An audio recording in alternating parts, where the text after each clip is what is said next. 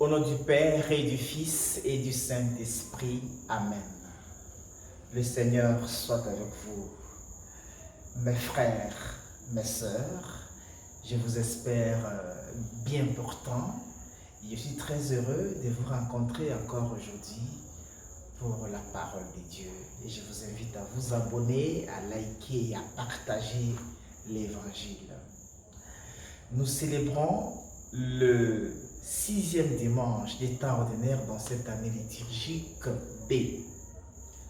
Les textes qui nous sont proposés en méditation nous invitent à aller vers Jésus pour recevoir la purification de nos lèpres.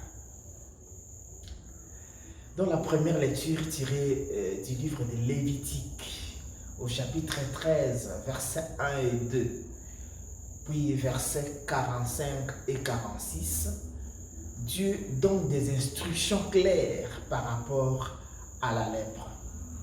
Si un homme accuse quelques taches d'inflammation, des pustules ou des tumeurs de la lèpre, il sera déclaré impur.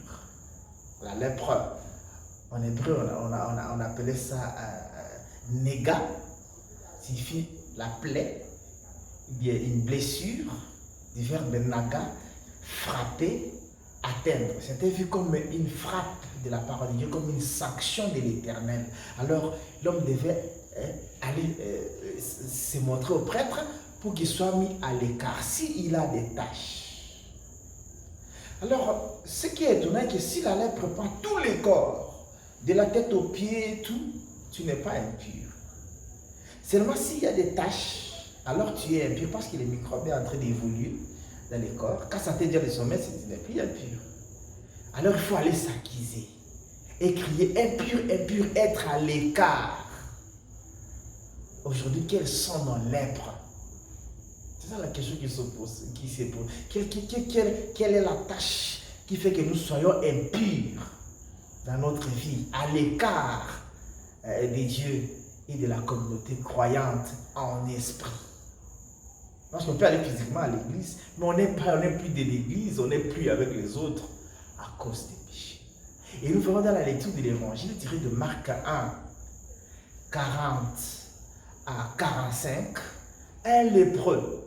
C'est lui qui doit être à l'écart, qui doit fuir les hommes et crier impur, comme dit la première lecture. Il vient se jeter aux pieds de Jésus. Si tu le veux, tu peux me purifier.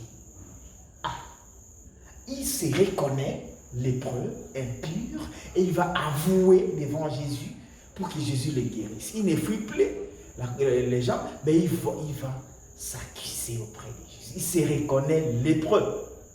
C'est reconnaître un pécheur et aller à Jésus. Et Jésus le touche. On ne veut pas toucher à un lépreux. Jésus le touche. Il dit, je le veux, sois purifié. Et parce qu'il est purifié, alors va d'abord te montrer. Ne dis à personne, va d'abord te montrer au prêtre et donne l'action des grâces pour ce que Dieu a fait pour toi. L'action des grâces. Paul nous dira dans la lettre aux Colossiens, vivez dans l'action des grâces. Ça va rendre grâce à Dieu pour ce qu'il fait pour nous. Allez se montrer au prêtre. Allez rendre grâce à Dieu par le biais de son serviteur. Lépreux, inconscients, nous le sommes aujourd'hui. Ou bien conscients, mais qui refusons de nous accuser, qui refusons de reconnaître notre état de péché. Nous sommes des lépreux. Nous avons des tâches qu'il faut que nous soyons séparés des autres, qu'on ne nous accueille pas, nos défauts que nous chérissons et que nous ne voulons pas qu'on y touche. Tu es lépreux. Tu as une tache noire, un péché chéri qui te sépare de Dieu et des autres. Avoue-le, reconnais-le et prends le courage des changements. Et pour remarquer, nous sommes tous des lépreux, nous sommes toujours un peu séparés des autres.